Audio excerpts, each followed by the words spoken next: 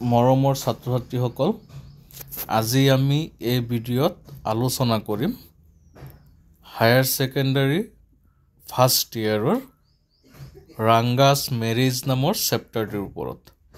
এতিয়া চেপ্টাৰৰ বিষয়বস্তু সম্পৰ্কে আলোচনা কৰিবলৈ টাইম নাই, তোমালোকৰ পৰীক্ষা সমাগত। গতিকে ইয়াৰ পৰা যিবোৰ ইম্পৰ্টেণ্ট কুৱেশ্যন আছে, একচুৱেলি মষ্ট ইম্পৰ্টেণ্ট কুৱেশ্যন যিবোৰ আছে, সেই কুৱেশ্যনবিলাক আলোচনা কৰিম। ইয়াৰ পৰা তোমালোকৰ পৰীক্ষাত থাকিবই। গতিকে তোমালোক সকলোৱে ভিডিঅ'টি শেষলৈ চাবা আৰু বন্ধু বান্ধৱীলৈ শ্বেয়াৰ কৰিবা।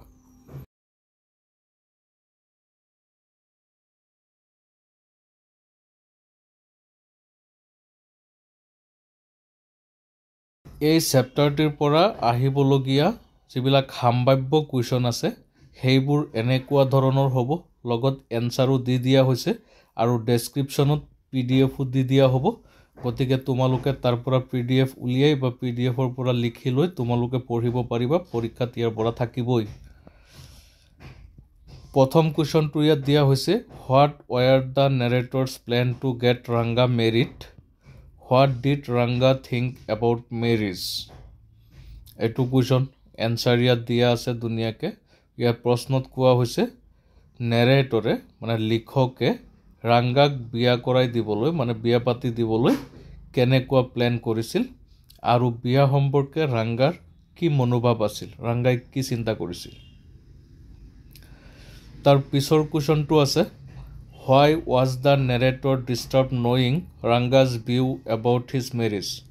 বিয়া সম্পৰ্কে ৰাংগাৰ এটা ভিউ আছিল আৰু সেই ভিউটো জনাৰ পিছত নেৰেটৰ কিয় ডিষ্টাৰ্ব হৈ গৈছিল। তাৰ পিছৰ কুৱেশ্যনটো হৈছে, how did the villagers welcome Ranga?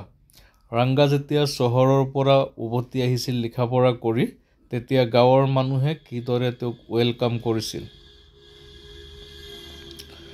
তাৰ পিছৰ কুৱেশ্যনটো হৈছে, was Ratna A victim of the arrange marriage system? কৈছে ৰত্না এৰেঞ্জ মেৰেজ ছিষ্টেমৰ এগৰাকী ভিক্টিম আছিল নেকি? আৰু এই প্ৰতিটো কুৱেশ্যন কোনটো চনত আহিছে সেইবিলাক তোমালোকক দিয়া হৈ আছে। ইয়াৰ উপৰিও যিবিলাক আহিবলগীয়া আছে সেইবিলাকো ইয়াত সন্নিৱিষ্ট কৰি দি আছে। গতিকে তোমালোকে এইকেইটা চাবই লাগিব। তাৰ পিছৰ কুৱেশ্যনটো হৈছে, describe the quality of mangoes in Hosahalli village? Hosahalli ভিলেজৰ আমৰ বিষয়ে লিখকে এটা পেৰাগ্ৰাফত উল্লেখ কৰিছে নহয়, সেই আমৰ বিষয়ে লিখকে কি কৈছে তাৰ বিষয়ে লিখিব লাগে। তাৰ পিছৰ কুৱেশ্যনটো হৈছে, what did Ranga think about marriage? এইটো সেই ওপৰৰ প্ৰথম কুৱেশ্যনটোৰ লগত অলপ মিল আছে। বিয়া সম্পৰ্কে ৰাংগাৰ কি ধাৰণা আছিল। ৰাংগাই বিশ্বাস কৰিছিল যে তেওঁ বিয়া পাতিবলৈ হ'লে এগৰাকী ৰাইট গাৰ্ল লাগিব, তেতিয়াহে বিয়া পাতিব। কাৰণ যে তেওঁ বিশ্বাস কৰিছিল ছোৱালীজনী মেচিউৰ হ'ব লাগে আৰু বৰ বেছি সৰু হ'ব নালাগে। ইয়াৰ উপৰিও যিজনী ছোৱালীক তেওঁ বিয়া পাতিব সেইজনীক যাতে এডমায়াৰ কৰিব পাৰে। এৰেঞ্জ মেৰেজৰ সপক্ষে নাছিল ৰাংগা। তাৰ পিছৰ কুৱেশ্যনটো হৈছে, how did Ranga and Ratna react when they saw each other? Ranga আৰু ৰত্নাৰ যিটো ফাৰ্ষ্ট মিটিং আছিল, লিখকৰ ঘৰত মনত আছে চাগে, তোমালোকক ছাৰ বাইদেউসকলে পঢ়াইছে। এই ৰাংগাৰ ৰত্নাক যেতিয়া লিখকে গান এটা গাবলৈ দিছিল, ৰত্নাই যেতিয়া গান গাই আছিল, সেই সময়ত গৈ ৰাংগা তাত উপস্থিত হৈছিল আৰু সেই উপস্থিত হৈ থাকোঁতে তেওঁলোকৰ মনত প্ৰথম সাক্ষাতত কেনেকুৱা ৰিয়েকশ্যন হৈছিল, কেনেকুৱা ৰিয়েক্ট কৰিছিল দুয়োৱে, তাৰ বিষয়ে লিখিব লাগে। What were Ranga's view on marriage? এইটো কুৱেশ্যন বেছি ইম্পৰ্টেণ্ট, তোমালোকে শিকিব লাগিব। এইটো ৱৰ্ড দি আহিব পাৰে এনেকৈ, what was Ranga's views about marriage at the beginning of the story? সেইটো তোমালোকৰ প্ৰথম কুৱেশ্যনটো, এইটো চাবা। তাৰপিছত ইয়াৰ পৰা আহিব পাৰে, why did the narrator of the story Ranga's marriage resolve to get Ranga married? ৰাংগাক বিয়া পাতিবলৈ নেৰেটৰে কিদৰে চেষ্টা কৰিছিল আৰু এই চেষ্টাত কেনেকৈ তেওঁ সফল হৈছিল তাৰ বিষয়ে লিখিব লাগে। What were Ranga's views on marriage when narrator asked him about marriage? সেইটো প্ৰথমটোৰ লগত মিলেই আছে। হোৱাই ডিড দ্য নেৰেটৰ টেল এ লাই এবাউট ৰত্নাজ মেৰিটেল ষ্টেটাছ? ৰাংগা যেতিয়া ৰত্নাৰ বিষয়ে সুধিছিল যে ছোৱালীজনী কোন কি হৈছে ক'ৰ পৰা আহিছে তেতিয়া লিখকে এটা মিছা কথা কৈছিল যে ছোৱালীজনীৰ বিয়া হৈ গৈছে এতিয়া কিয় কৈছিল তাৰ উত্তৰটো লিখিব লাগে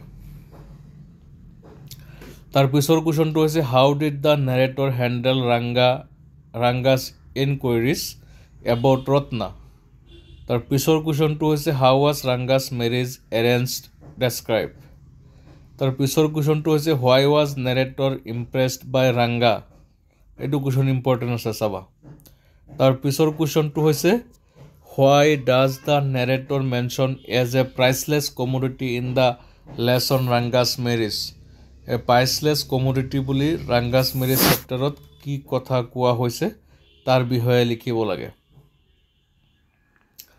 তাৰপিছত তোমালোকৰ লং কুৱেশ্যন আছে ইয়াৰ পৰা লং কুৱেশ্যন এইকেইটা চাব লাগিব তোমালোকে English integrates India as a nation or it বেলিটেলছ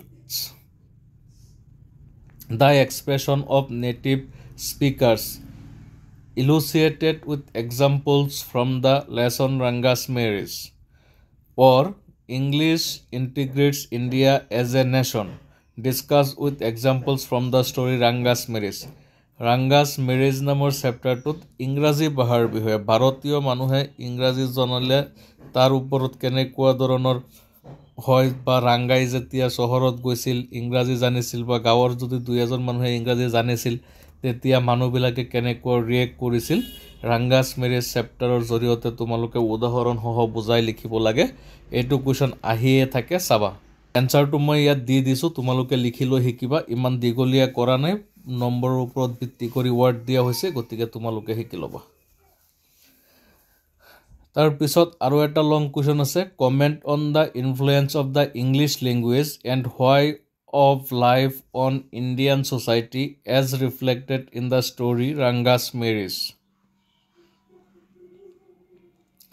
ৰাংগাছ marriage চেপ্টাৰত ইংলিছ লেংগুৱেজৰ ওপৰত কথা কোৱা হৈছে আৰু আমাৰ ছ'চাইটিত ইণ্ডিয়ান ছ'চাইটিত ইয়াৰ ৰিফ্লেকশ্যন কেনেকুৱা হয় কেনেধৰণৰ ইনফ্লুৱেঞ্চ কৰে এই বিষয়ে লিখিব লাগে ধুনীয়াকৈ শিকি লিখিবা তোমালোকে তাৰপিছৰ কুৱেশ্যনটো হৈছে narrate the events leading to Ranga's marriage ৰাংগাৰ মেৰেজ সম্পৰ্কে যিটো কাহিনী আছে ৰাংগাৰ বিয়া কেনেকৈ হৈছিল একদম কম কথাত ধুনীয়াকৈ লিখিব লাগে এইটো ইম্পৰ্টেণ্ট কুৱেশ্যন আছে এইবাৰ আহিব পাৰে তোমালোকে ভালকৈ চাবা এইকেইটা কুৱেশ্যনেই মোৰ ফালৰ পৰা তোমালোকক বাছি দিছোঁ ইয়াৰ পৰা পৰীক্ষাত কমন থাকিব গতিকে কোনো ধৰণৰ চিন্তা নকৰাকৈ তোমালোকে এইটো চেপ্টাৰ শেষ কৰা এইকেইটা মই কাইলৈ আৰু এটা চেপ্টাৰ দিম তাৰ পৰা তোমালোকে বাকীকেইটা শিকি ল'ব পাৰিবা মই প্ৰত্যেকটা চেপ্টাৰ দিয়াৰ চেষ্টা কৰিম পৰীক্ষাৰ আগলৈকে তোমালোক মানে কোনো চিন্তা নকৰাকৈ পঢ়ি গৈ থাকাচোন ফলাফল ভাল হ'ব ধন্যবাদ থাকিল